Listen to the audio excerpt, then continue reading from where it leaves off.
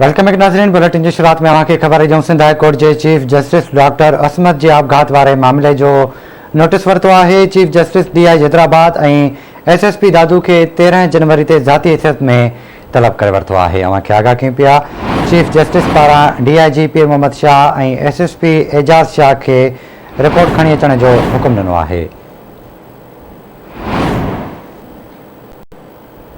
आखिर पिया Sindh high court के चीफ जस्टिस डॉक्टर असमत के आपघात वाले मामले जो नोटिस वरतो है। तफ़सील वठंदासीं कराची में मेहताब शहर का। मेहताब आगाह कजो।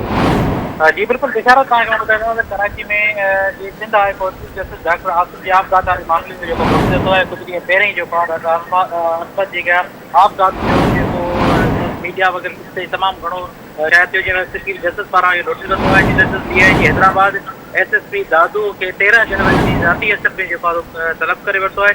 Chief justice Sindh high court पारा IG पीर मोहम्मद शाह DIG पीर मोहम्मद शाह SSP एजाज शाह के रिपोर्ट खणी अचण जा हुकुम ॾिना जेके डॉक्टर असमत के ब्लैक करणा जेके तंग करणा जेके कुछ सबूत आहिनि उहे सभु जेके खणी करे हुते जमो कराइनि जेके उहे हिनखे 13 जनवरी ताईं पेश करण जा ज़ाती तौर ते हुनखे हुकुम ॾेई छॾिया। ठीक है मेहताब, वॾी महिरबानी अवां जी तफ़सील खां आगाह करण लाइ।